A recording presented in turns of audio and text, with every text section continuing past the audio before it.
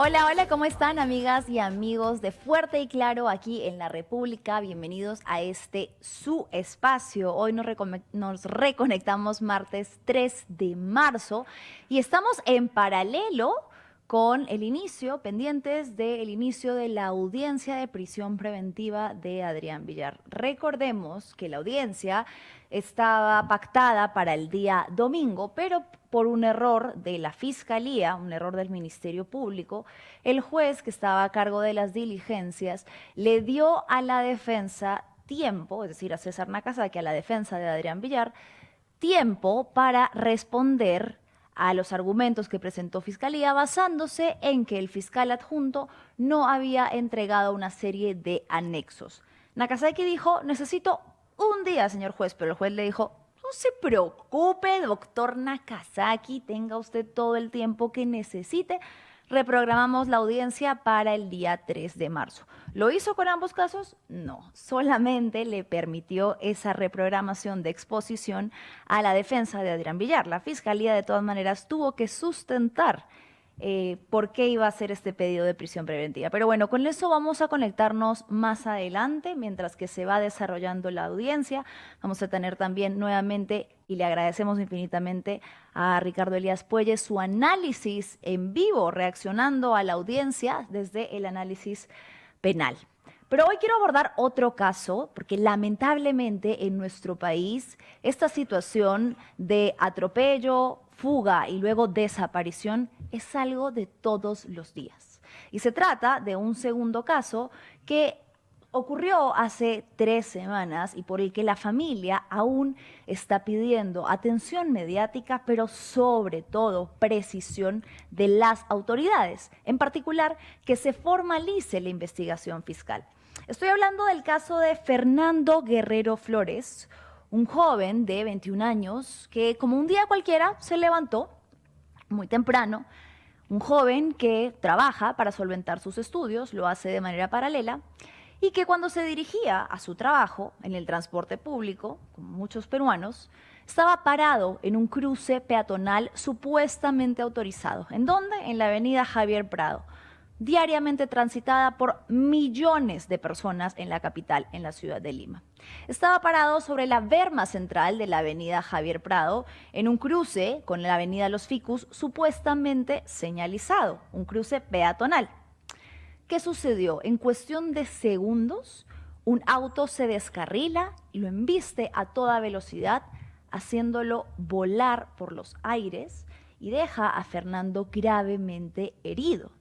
El carro no se detiene sino hasta que por fin choca con un árbol, con una palmera que está ahí en esa berma central, y de ella baja José Mercedes Amaya de Dios, el conductor del vehículo de 81 años, quien supuestamente, bueno, lo que se ve en las imágenes es que aparentemente está desorientado, no da muchas declaraciones, pero como es capturado en ese momento en flagrancia, como lo pueden identificar en flagrancia en ese momento, el serenazgo lo traslada a la comisaría de San Isidro. Ahí estamos viendo las imágenes, vamos a pedir suma precaución porque son imágenes bastante sensibles, para serles sincera, pero lo que vemos es el estado en el que quedó el vehículo que minutos antes acababa de embestir a Fernando Guerrero Flores. Fernando está parado ahí en la berma central, como ven es un cruce peatonal, cuando el auto se sale a toda velocidad sin que él lo pueda ver venir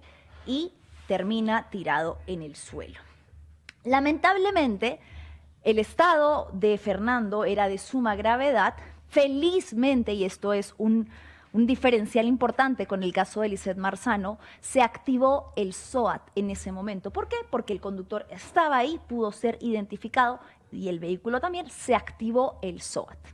Desafortunadamente, este SOAT solamente alcanzó, en primer lugar, para que Fernando fuera trasladado a la clínica más cercana y, en segundo lugar, a cubrir los primeros 3 días de hospitalización, porque el impacto fue tan grave y brutal que Fernando tuvo que permanecer internado en UCI, cuidados intensivos, durante más de una semana.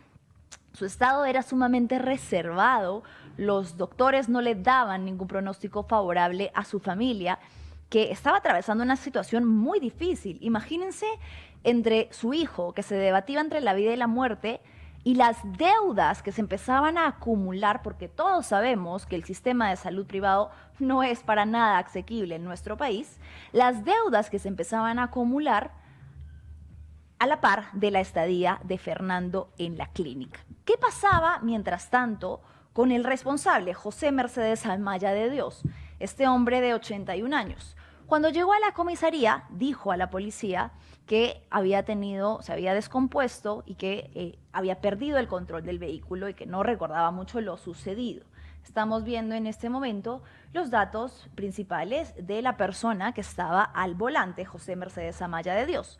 El problema es que eso puede ser cierto. Lo que no podemos tolerar es que luego de eso la familia no volvió a saber absolutamente nada del señor Amaya de Dios.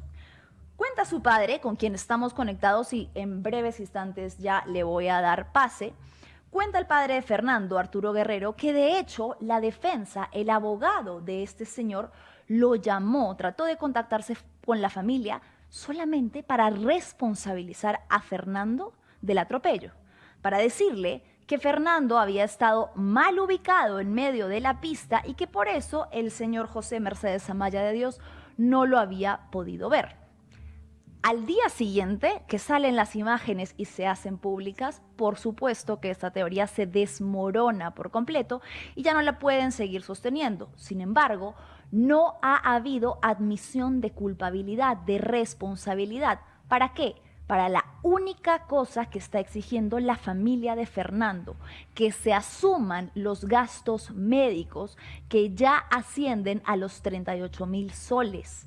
Y no solamente esos que competen a los días que estuvo internado en la clínica, sino que su madre sufrió también un problema del corazón debido al impacto que le causó ver a su hijo en ese estado. Entonces también es un gasto médico que se añade y el tratamiento posterior. Y esta parte también es importante. Fernando, en ese momento, los médicos le han dicho que es un milagro que haya sobrevivido. Si usted ha visto las imágenes, coincido.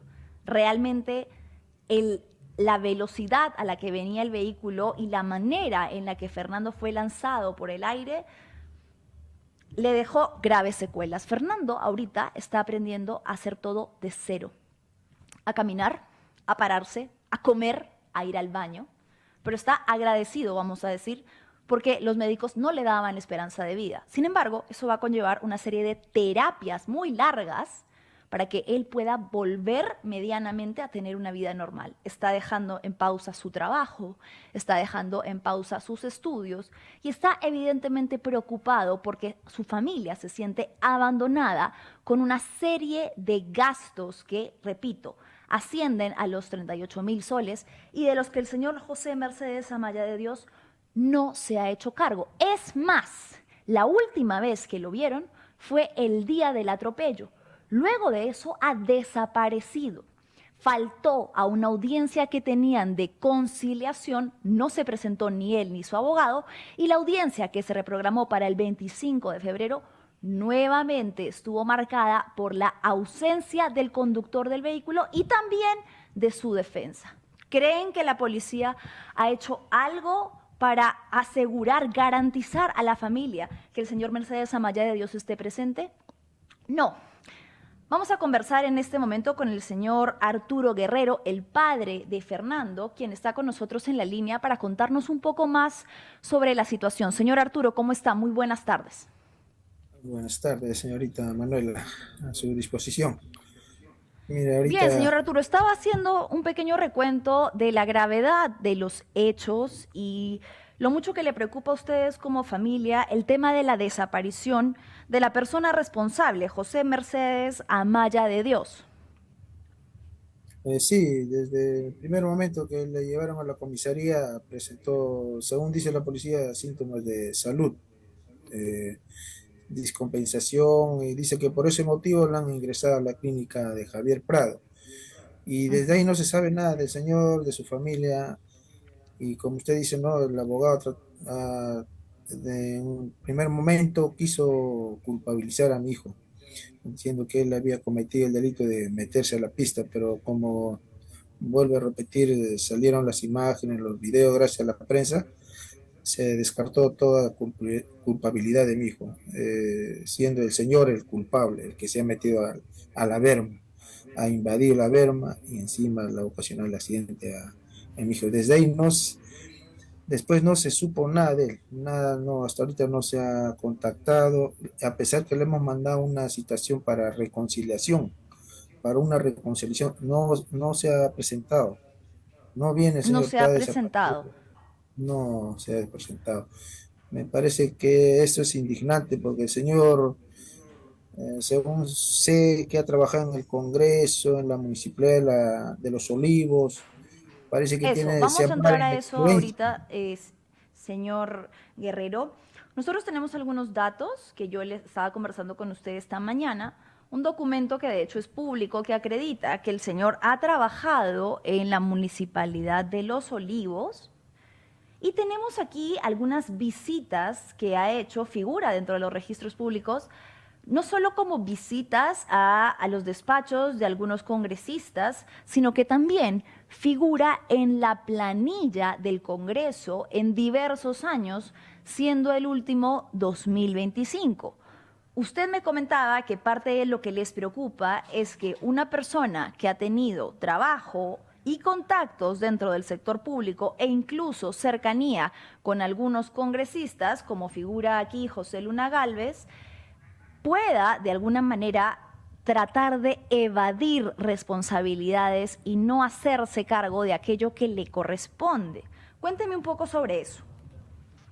Bueno, yo a mi parecer, no, me parece que él se ampara en algunos contactos que tiene en el Congreso, por eso es que no quiere presentarse y asumir su responsabilidad, más que todo mi familia se siente un poco indignado porque es un gasto que se nos ha ocasionado a nosotros y nosotros estamos ahorita afrontando con la ayuda de la familia, unas personas que nos conocen, ya el incremento del gasto se va sumando cada día a día y todavía va a continuar porque está todavía en proceso de terapia, mi hijo. Todavía está pasando sus tomografías, su resonancia magnética para ver en qué estado, porque ahorita él presenta todavía dolores de rodilla fuerte en la espalda, en el pecho. Entonces yo me siento indignado porque el señor no se presenta, a pesar que, mire, como una persona pública que ha trabajado en el sector público, no asume la responsabilidad. ¿Qué quiere decir eso? Que así como las personas que no cierran el accidente que hubo con la chica, la señorita, quieren evadir Sí, su responsabilidad al amparo, no sé, de personas que influyentes, ¿no? correcto. Incluso, señor Arturo, la prensa ha ido a buscarlo a su domicilio registrado y la prensa acudió también a esta clínica en la que supuestamente estaba internado, pero dijeron que ya no estaba ahí, que había estado en cuestión de horas y tan pronto fueron a buscarlo, ya había sido o dado de alta voluntaria, no se sabe exactamente en qué estado, pero no estaba en esta supuesta clínica para tratar esa descompensación. Ahora, en el lado penal, porque entiendo que son dos aristas, ¿no? Un lado es el lado médico, en el que ustedes están exigiendo lo que corresponde, que se haga cargo de una deuda que asciende a los 38.000 soles, ¿verdad?